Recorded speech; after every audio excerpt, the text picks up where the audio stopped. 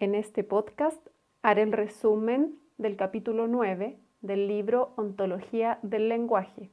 Este capítulo se titula Los 4 estados emocionales básicos. Juicios de facticidad y de posibilidad. Tenemos la capacidad de hacer juicios. Entonces, por una parte está aquello que juzgamos que no puede ser cambiado.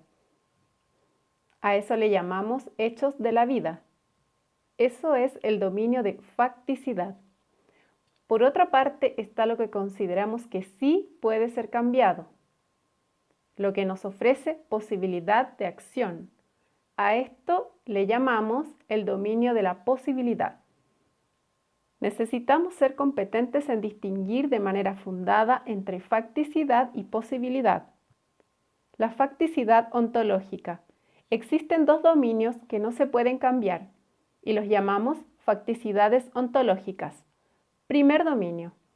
Finitud de nuestro cuerpo, los límites de nuestra biología.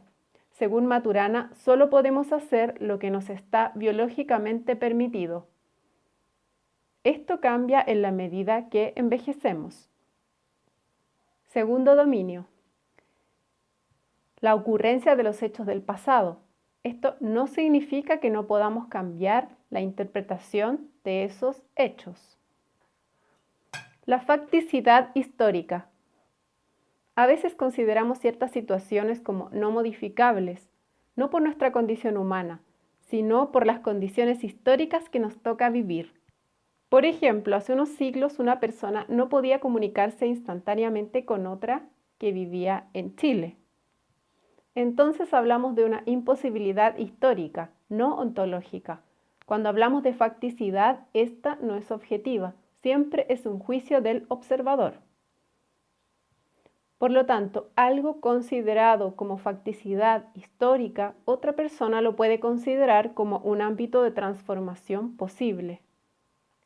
Los líderes son personas que normalmente declaran como posibles cosas que el resto considera imposibles.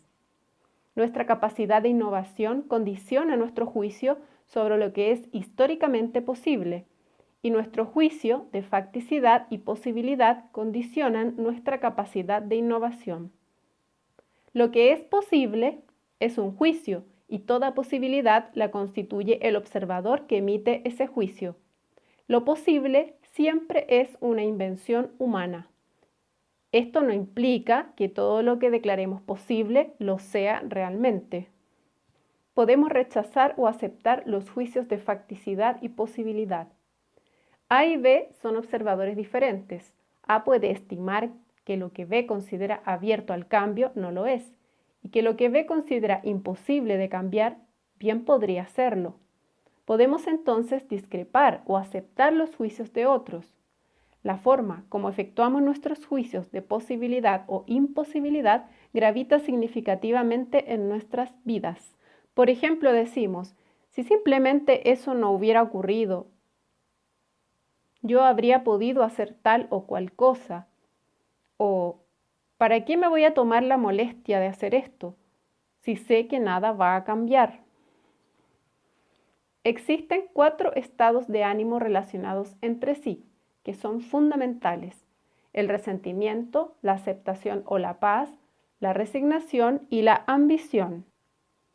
Entonces existen los juicios de facticidad, que es lo que no podemos cambiar, y los juicios de posibilidad, que sí podemos cambiar. En los juicios de facticidad encontramos resentimiento y aceptación, y en los juicios de posibilidad encontramos resignación y ambición.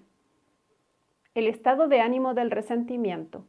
Cuando luchamos contra lo que no podemos cambiar, cuando somos incapaces de aceptar lo que llamamos facticidades de la vida, se genera un espacio para que se desarrolle el resentimiento. ¿Qué es el resentimiento? Es el estado de ánimo que puede ser reconstruido en términos de una conversación subyacente, en la cual interpretamos que hemos sido víctimas de una acción injusta. Una conversación que decía que teníamos el derecho moral a algo y que no nos fue dado, que nos fue negado o que merecíamos algo mejor. Ese alguien, según nuestra interpretación, es culpable porque nos cerró posibilidades y esto es injusto. Además, el resentimiento tiene una declaración o promesa a nosotros mismos de que el responsable pagará en algún momento, de que se hará justicia. Por ejemplo, decimos justicia divina. El espíritu de venganza es un subproducto habitual del resentimiento. El resentimiento es cercano a la ira, pero a diferencia de esta, el resentimiento se encuentra escondido, es una conversación privada. Se nutre de dos fuentes, promesas y expectativas no cumplidas. Pero esto no es suficiente. Además debe existir una situación que impida manifestar la ira o hacer un reclamo. Sostenemos que somos víctimas de una injusticia y juzgamos que no podemos hacer nada para cambiarlo. Esto es un juicio de facticidad de que nada podemos hacer. Este estado de ánimo es muy corrosivo para la convivencia social. Involucra mucho sufrimiento y en este estado no hay felicidad. Restringe severamente posibilidades de acción. El pasado reina sobre el presente y estrecha el futuro. El único poder liberador es el perdón. El estado de ánimo de aceptación y paz.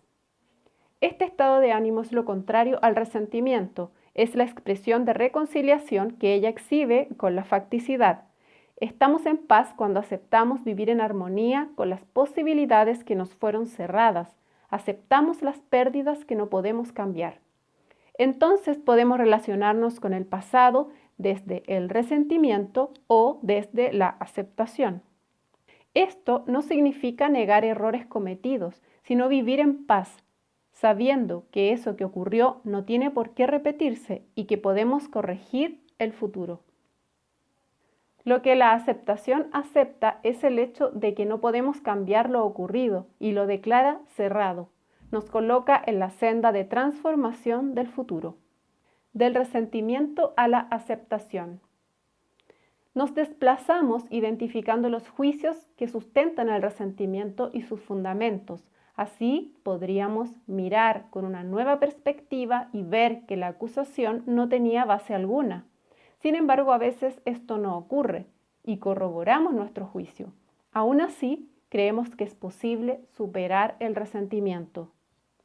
Por lo tanto, se debe usar una declaración que dé por cerrado el pasado, terminar con esas conversaciones privadas. Si decidimos hablar, se puede acudir a la recriminación o a la queja para desahogar la rabia, pero así solo obtendremos rechazo por parte del otro. La otra forma es usar el reclamo. El reclamo procura tomar las acciones que son conducentes a eliminar la causa del resentimiento. Esto tiene el poder de disolverlo. El reclamo está conformado por varios actos lingüísticos, declaraciones, afirmaciones y peticiones. Si es exitoso, suele terminar en promesas de acciones que se hacen cargo del daño producido. Muchos no saben reclamar y creen que con recriminar al otro basta. Cuando no hay posibilidad de reparación, podemos usar la declaración del perdón para terminar el sufrimiento. Con el perdón declaramos que no permitiremos que el resentimiento interfiera en las posibilidades de convivir y seguir coordinando acciones a futuro. Pero no estamos comprometidos a olvidar. Eso escapa a nuestras posibilidades. Solo nos comprometemos a cerrar una conversación del pasado y no volver a usarla en el futuro. También podemos hacer una declaración de término de relación si decidimos alejarnos definitivamente de la persona en cuestión. Formular promesas claras. Para evitar resentimiento en las organizaciones podemos intervenir en dos áreas. Primero, la forma en que hacemos promesas. Esto porque cuando las personas juzgan que las promesas no se cumplieron, surge a veces resentimiento. También ocurre porque ambas partes escucharon la promesa de modo diferente. Cada vez que generamos expectativas fuera de las condiciones de satisfacción acordadas, corremos el riesgo de producir resentimiento. La comunicación deficiente, por tanto, es una fuente continua de resentimiento. Por ello, es importante hacer promesas claras. Comprometerse a compartir algunas conversaciones privadas y permitir hacer reclamos. Esta es la segunda área en la que podemos intervenir en las organizaciones para disminuir el riesgo de resentimiento. Esta implica no permitir que el resentimiento crezca cuando aparece. Entonces, implica un acuerdo mutuo de compartir toda conversación privada acerca de cada uno de nosotros, que juzguemos puede interferir en que coordinemos nuestras acciones conjuntas. Esto implica mantener abierto siempre un espacio para el reclamo. Por tanto, se debe eliminar el temor de compartir estas conversaciones y definir que los que reclamen no sufrirán consecuencias negativas.